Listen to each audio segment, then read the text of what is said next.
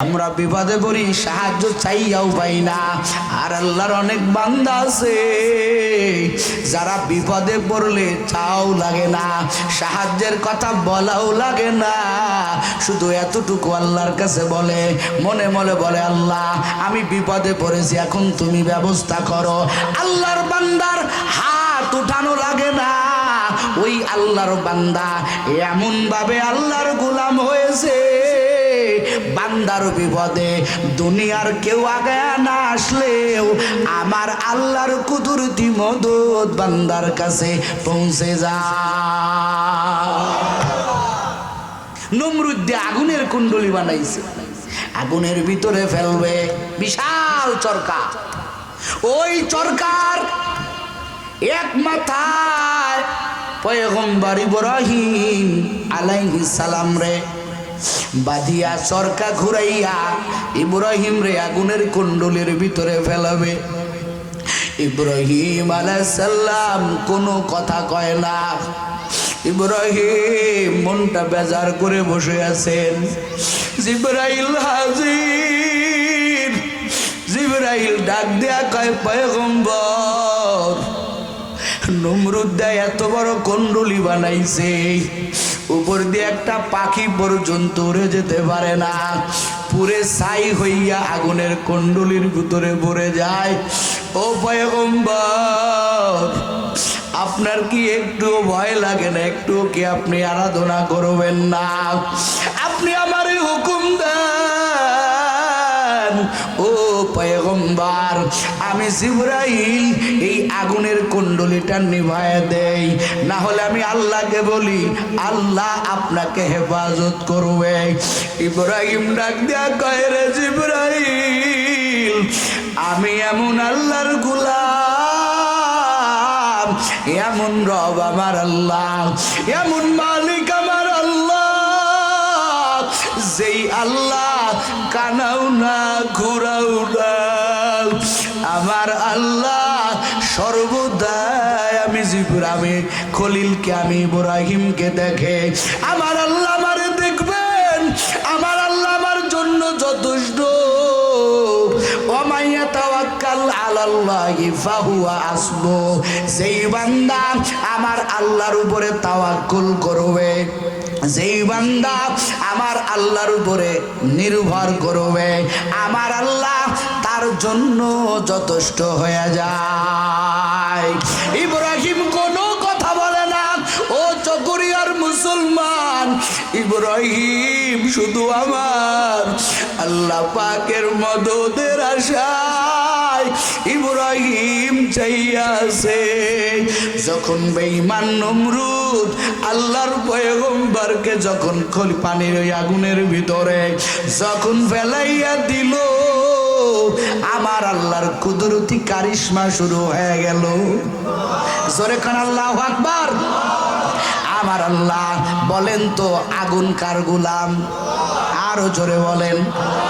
আমার আল্লাহ কয়, এরে আগুন, কুলনা ইয়া নারু কুনি বারদাউ ওয়া সালামান আলা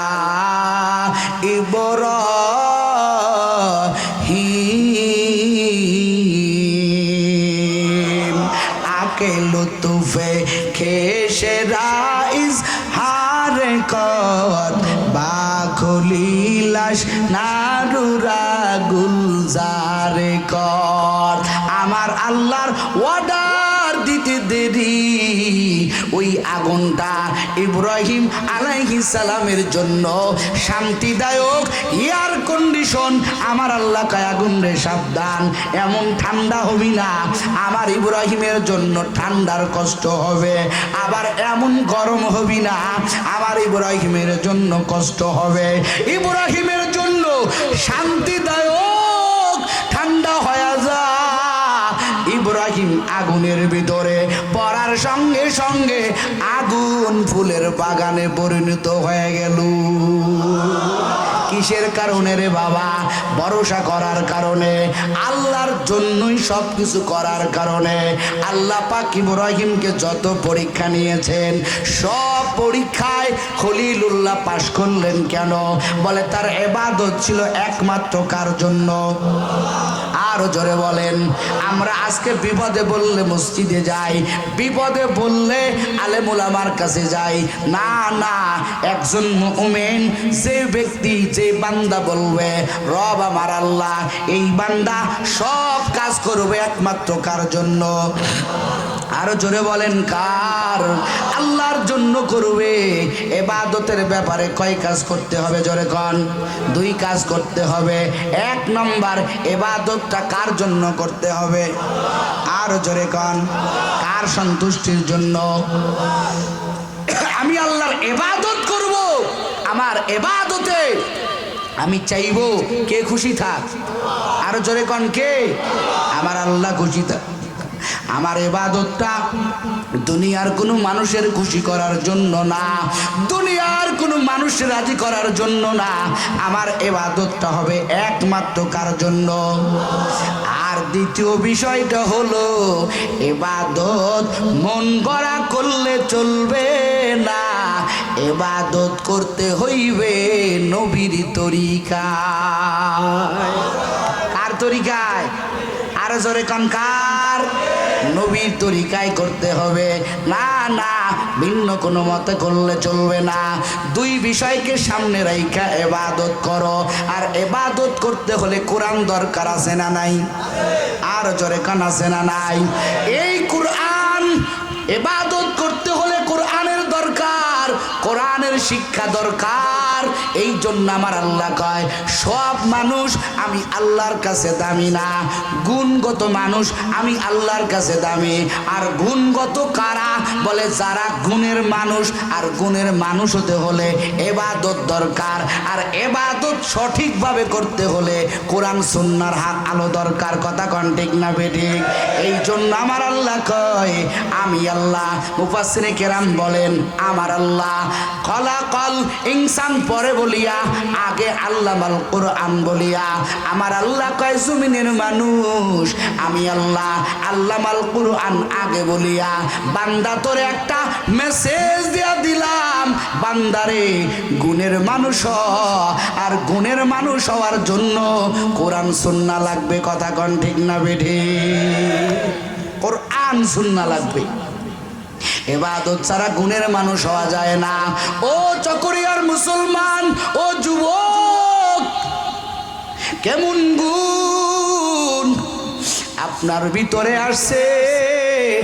আপনার বিষয় আপনি ভালো জানেন, আমার বিষয় আমি ভালো জানি। আমার কতটুকু গুণ হয়েছে, আমি কতটুকু গুণের মালিক, আমার ভিতরে কতটুকু গুণ আসছে, আমি কতটুকু আল্লাহর ইবাদত করেছি। আপনি আপনাকে প্রশ্ন করেন, আমি আমাকে প্রশ্ন করি, আমার ভিতরে আল্লাহর ভয় কতটুকু ঢুকছে, আমি হাসরের ময়দানের চিন্তা কতটুকু করি, আমি কয় বেলার নামাজ পড়ি। ও পর্দার আড়ালের আম্মা জানেরা শুনো, এমন আল্লাহর মা আছে, এমন আল্লাহর বান্দিরা আছে, নামাজ ঠিক মতো পড়ে না, ইবাদত করো না। ওরে আম্মা জান, সৌন্দর্য দেখাইয়া আল্লাহর থেকে পার পাওয়া যাবে? কথা কয় না? যাবে?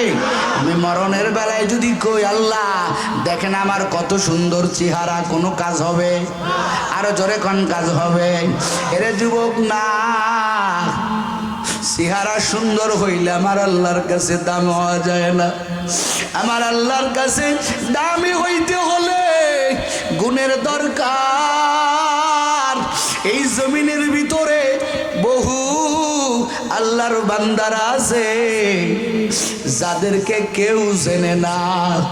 আল্লাহর বান্দা যে কত বড় ওলি,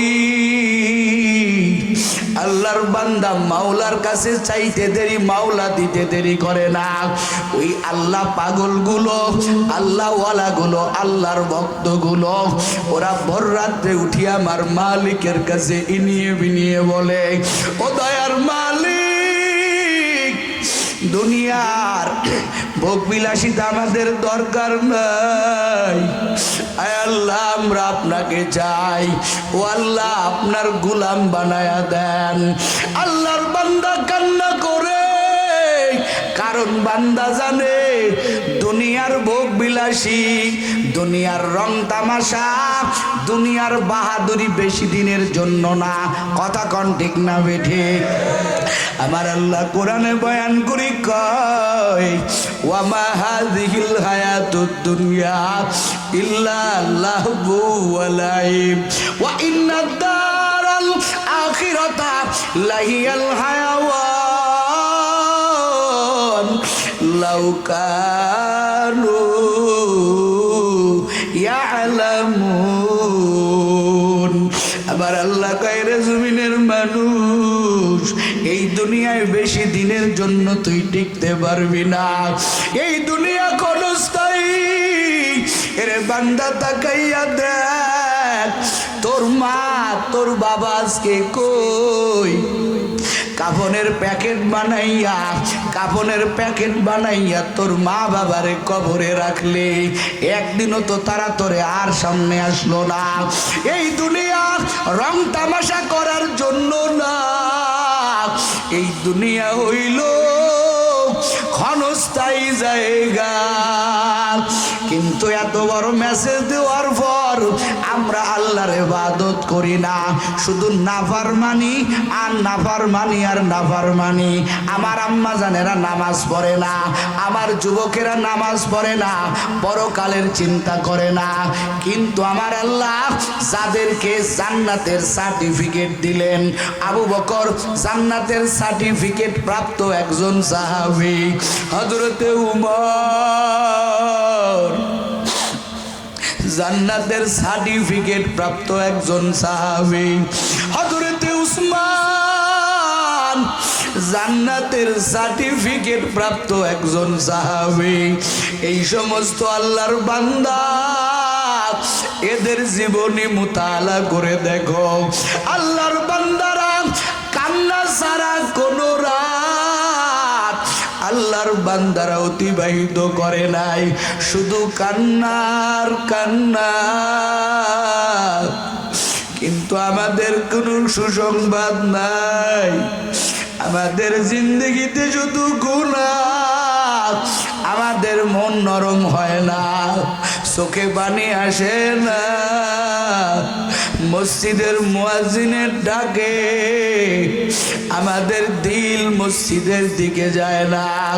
এরে যুবক, তোর মতো কত যুবক তিনটা কাফন নিয়ে তোর সামনে দিয়া কবরে চলে গেল, আজকে দুইটা গাইয়া দেখ তোর কত খেলার সাথীরা কবরে চলে গেল।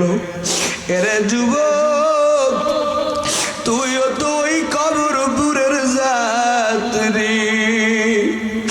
বল, তোর যদি এখন মালাকুল মউত আসে, আমার যদি মালাকুল মউত আসে, আমাদের জিন্দগিতে শুধু গুনার গুনাহ। আমার নবী কয় রে উম্মতের দল, যারা পরিমাণ গুনাহ নিয়ে যদি কবরে যাও, ওই কবর জাহান্নামের গর্ত। এক সেকেন্ড জাহান্নামের আযাব সহ্য করতে পারবা না রে বাবা। 9,30,00,000 মাইল দূরে ওই সূর্যের তাপে, গুনাহগার সূর্যের তাপের কারণে আমরা জমিন দিয়া চলতে পারি না রে বাবা। ও চকরিয়ার মুসলমান, ও আল্লাহর বান্দারা, ও পর্দার আড়ালের আমার মা বোনেরা, আর কয়দিন নাফরমানি করবা, আর কয়দিন ফাঁকি দিয়া চলবা? দুনিয়ার মানুষে ফাঁকি দেও, আমার আল্লাহরে কিন্তু ফাঁকি দিতে পারবা না। তোমার হাত, তোমার চোখ, তোমার পা তোমার বিরুদ্ধে হাজরের ময়দানে তোমার বিরুদ্ধে সাক্ষী দিবে। সুতরাং যার যার গুনার কথা মাওলার কাছে খুলিয়া খাও। আমার মাওলা সাংঘাতিক রহমান, আমার মাওলার মতো রহমান আর কেউ নাই, আমার মালিকের মতো দয়ার আল্লাহ আর কেউ নাই। ইনিয়ে বিনিয়ে ক্ষমা চা, আমার আল্লাহ মাফ না করে পারবে না।